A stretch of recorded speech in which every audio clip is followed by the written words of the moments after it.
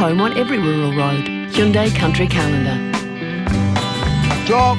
After half a century of farming, he still works with a spring in his step. Not many people get to play in their old age like I do, if you could call it playing. It's spectacular, steep, demanding country. And Ian Brickell wouldn't have it any other way. Call it my playpen or my sandpit if you like. That's where I indulge my second childhood, I guess. Get in! Get in! Get in!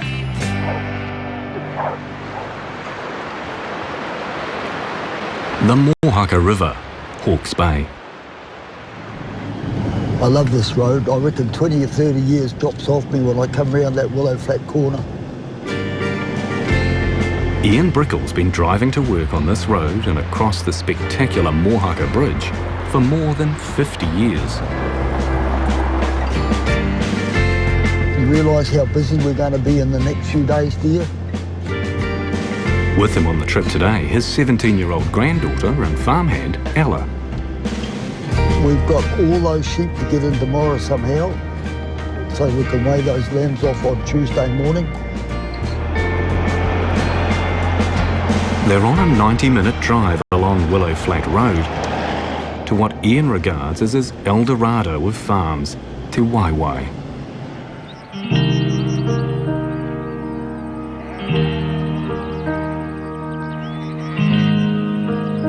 My heart's here and I just love it. I've always loved the wild places, and this to me is just heaven on earth, it really is. I'm not a town person. I'd hate to live in town. In fact, when I do go down to town, I start grieving. I can't wait to get out of it fast enough. At an age when many would have retired, Ian bought this 580-hectare block, with a third of it in bush. There's some magnificent bush here, some magnificent trees. Some of these trees are seriously old trees, maybe up to 2,000 years old.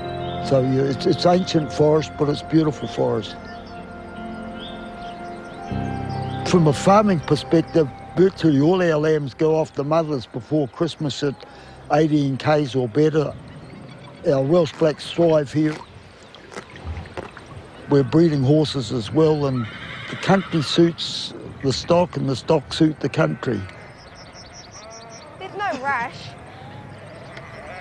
Today, Ian and his granddaughter Ella are mustering spring lambs. She's got no fear of heights or bluffs, whatever. She's better than I am. She's like a nanny goat on the hills. You might have to tow me. I always enjoy it when I'm at the top. I don't quite enjoy it when I'm at the bottom looking up, but I suppose you get pretty fit. Working with Granddad, he's so amazing. There's not very many 76-year-olds who are out there doing what he's doing, and he's so fit. I love coming out here and working. It's so peaceful and quiet out here, and the place is just so nice. Do you want me to take this side round?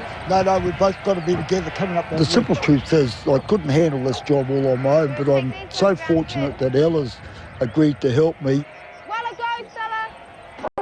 She's incredibly capable. I have to admit it, her dogs are better than my dogs, but between the two of us, we get by pretty well. While I go, Timmy. Try not let her get While I go, Timmy. While I go, Timmy. I've learnt lots. I guess the more you do it, the more you learn. Every time you do mustering and stuff, you learn where not to put the dogs, and Granddad's always telling me how to work my dogs and stuff. Sit down, Timmy.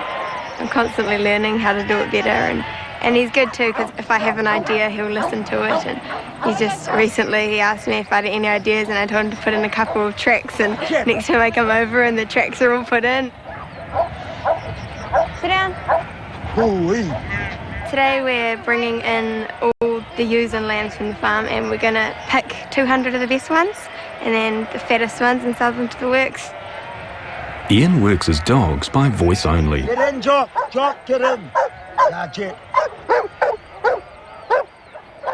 He gave up using a shepherd's whistle after doctors told him it was partly responsible for making him deaf. He began losing his hearing 40 years ago. My horse used to flinch every time that I blew that shepherd's whistle. So it wasn't only just affecting my hearing, it was affecting his too. It's a pretty high-pitched sound. It's interesting that a lot of shepherds now wear earplugs, because I know my family all wear earplugs if they use a shepherd's whistle. Get in, get in, get in, get in. After living with deafness for more than 20 years, Ian can hear again after a cochlear implant. In, gotta go, in. Sit, Jack, sit, Jack, sit, Jack. Well, let go. Prior to the cochlear, I couldn't hear bird song or anything like that, or even women's voices. The high-pitched sounds were virtually impossible for me, but now I've got the lower end of normal hearing, as long as there's not too much background noise. It's never affected his ability to farm or hand on his skills to his grandchildren. He and Ella have worked together for 2 years. Sit, Jack!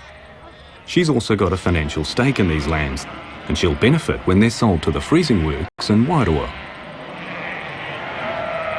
Granddad's, he's given me a huge opportunity to increase work, because in the bank it wasn't earning anything, so coming here, yeah, it's been able to definitely earn a lot more interest than you would in the bank.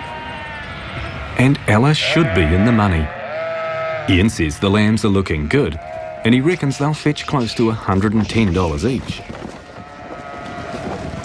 We're very pleased with the lambs this year. Even though we lambed earlier, they're right up with normal. Yeah, I'd be very disappointed if they don't make close to 18 kgs. It wasn't sheep farming that originally brought Ian Brickell to these hills. It was possums. I used to ride a horse up this road when I was about 12. His wife Carolyn Brickell met him when this was a busy forestry village, Mongataniwha.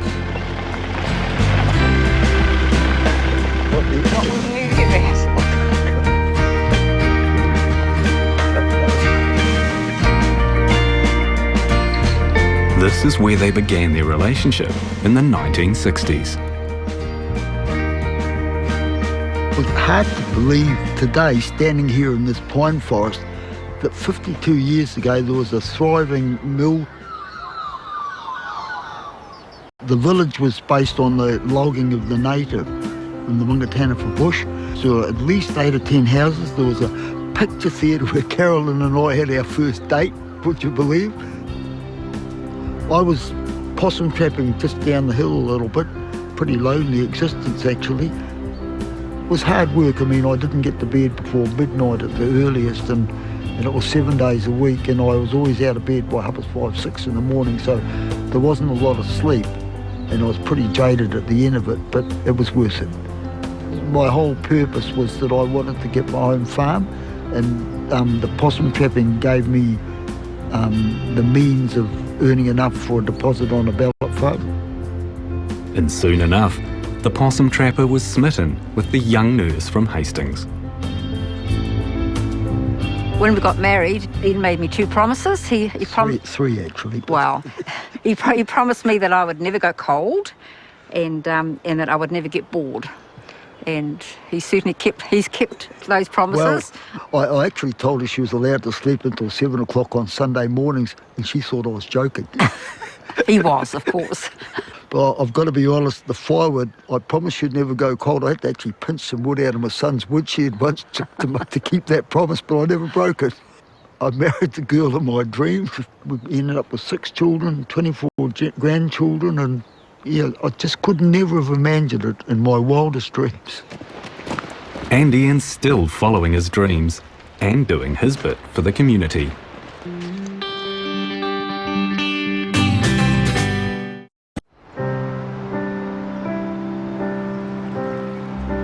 Lake Waikaremoana in the back blocks of Hawke's Bay.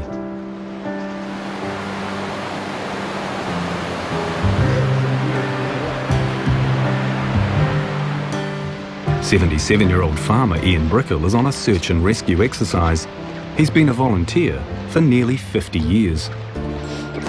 Well, I guess I've always just loved the bush, right from when I was a little fella. It was sort of a natural progression from being a possum trapper, and I guess I was sort of known for my ability to find my way around in the bush. It naturally followed that I would become part of search and rescue. So I've been part of it for probably 48 years now.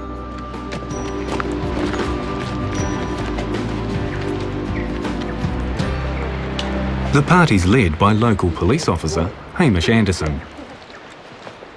Okay, what's the story, Hamish? Yes, so we've got 2 hunters that have failed to come out of the bush. They've been up near the Manaohau hut. Yeah, jolly steep up there. You're starting to get old, Dad. I'd have to be dead honest and say that the mind is willing, but the body's not always up to the hard ones now, but we're still reasonably fit. Ian's son, Ian Brickell Jr., is also now a team leader. And Ian's granddaughters, Molly and Ella, are committed to the cause as well. I've been doing search and rescue for 3 or 4 years now.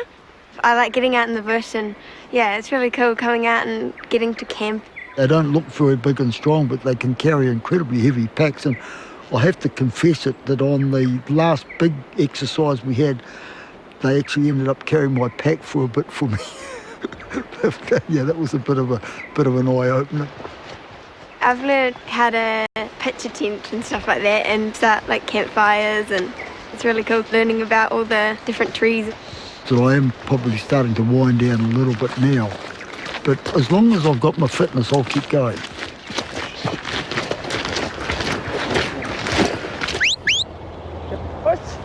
This is the original Brickell family farm at Pūteri. It was bought by Ian Sr. back in the 1960s. It's now farmed by his son, Ian.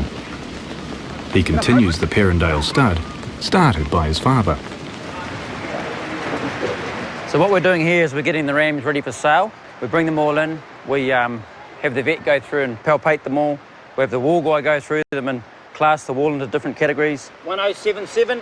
1077, twins, triplet, single, rank 34. And now we're just going through and we're actually just putting different colour twisties into the ears of the different soul rankings, which pretty much puts them into their different price bracket. Ian Sr. helps out occasionally, but this father and son discovered early they couldn't farm full-time together. We're both very strong personalities, so we definitely had a difference of opinion. I'd want to do one thing my way and Dad would want to do it his way. But Dad soon saw that necessarily wasn't going to work, so he actually stepped back and gave me more and more responsibility. But the funny part about it is, after 20 years, I've actually gone back to doing it his way anyway.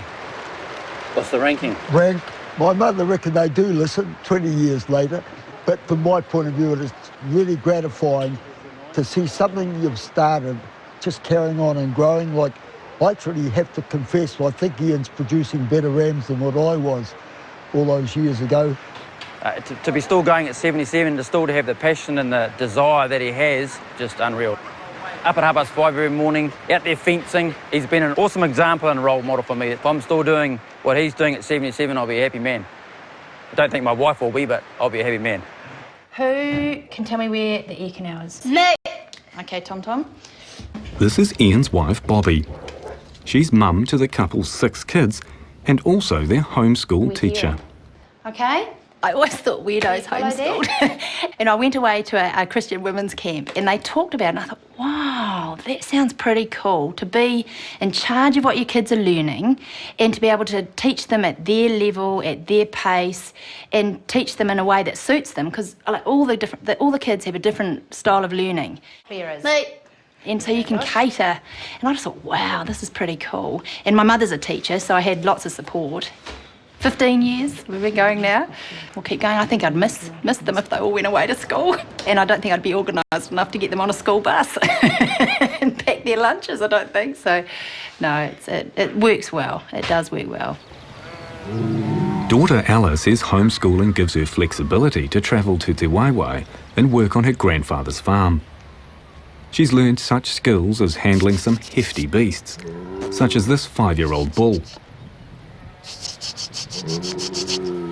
I do get a little bit scared of big bulls like that sometimes if they charge, but just always been around animals, so never really thought about what can happen that goes wrong. Most of the time they're really good, so yeah, I've never been really charged by a bull or anything.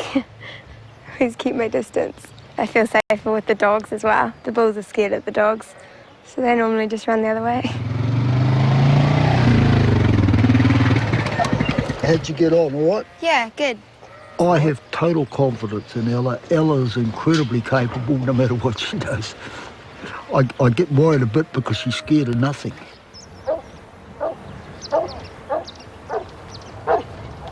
While they go, while they go, while they go. The cattle Ian Brickell has on Te Waiwai are Welsh blacks.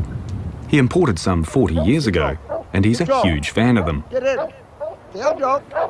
Down, John. In no way have I been disappointed. These cattle have far exceeded my initial hopes, really. They're brilliant cattle.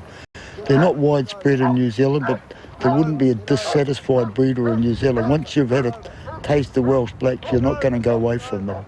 Good job. Well they go, well they go. They're strong boned, they're heavy coated, heavy skin. They've got really good growth, and they're just a brilliant breed of cattle. My losses are minimal. Even on the steep country, they climb like goats, with maybe the exception of Wagyu, which is sort of a specialist breed, but the Welsh Black Steak's the best steak I've tasted. The steepest parts of the farm still provide benefit for Ian and the family, even if it's just recreational. It's just lovely for people to be able to come through and enjoy this awesome scenery, really.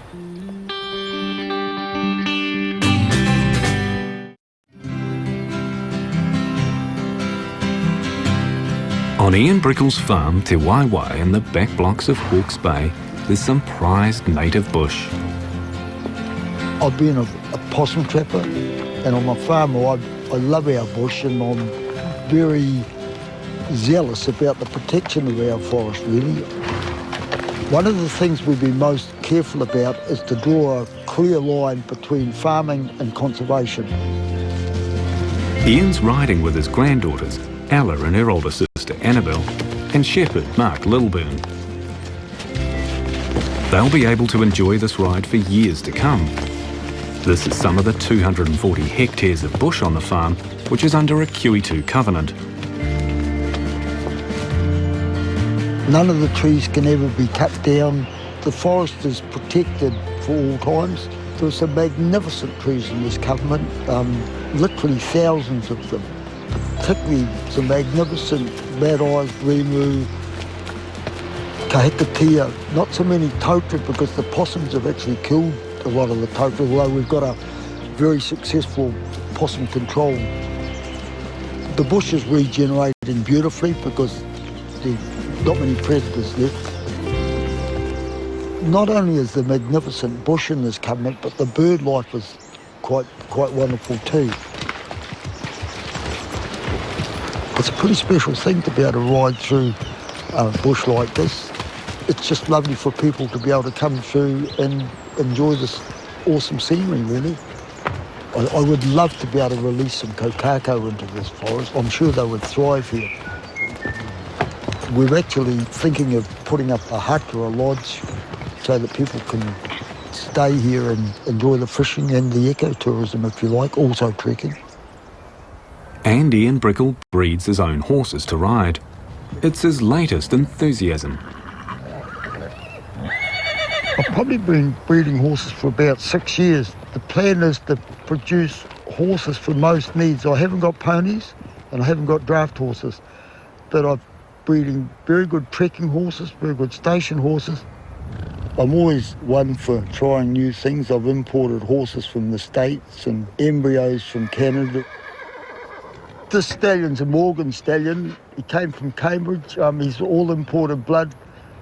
He's a beautiful horse. We've broken him in and ridden him, but his main job now is just with his band of mares. I drench them once a year. Other than that, they're strictly natural condition. They're sure-footed. They're bred in totally natural conditions. They don't get fed in the winter or anything. I try and make sure they've got enough grass. Just you mind your manners. Just because you're on candid camera doesn't mean you can misbehave.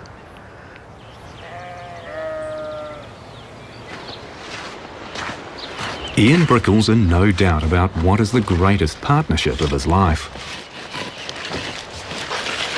After more than half a century together, he and his wife Carolyn remain a formidable team. Carolyn takes pride in her role as cook and home gardener. He works very hard and he comes in at night and he's really tired, and if I didn't have pre-prepared meals, he just wouldn't eat much at all. I like to look after him. He's always been a worker. It's just the way he is. And retirement is not going to happen. I personally, I don't think age comes into it. You grow unfit more than you grow old, as long as you've got your health. He was a bushman when I met him, and he's still a bushman at heart now, so I could never take that away from him. So it's a work in progress. We have to, because I do like to have time down in Taradale and do girly things down there, but I need to come up here too and support Ian, so it's a give and take. But I think we've got it pretty sussed. I will never be far away from TYY, put it that way. I'll probably spend a fair bit of time here still, but I may not be running the farming operation the same as I have been. I've learnt the hard way that the older generation has to step back and make way for the younger generation, just to be fair for them. It's been one big adventure, and I can't believe it's gone so fast. I look in the mirror and there's a grey-haired lady looking back at me, because you just feel the same inside. You just can't believe it. We've had a wonderful life, and I'm sure it's not over yet. I'm sure there's still more things to do, places to see.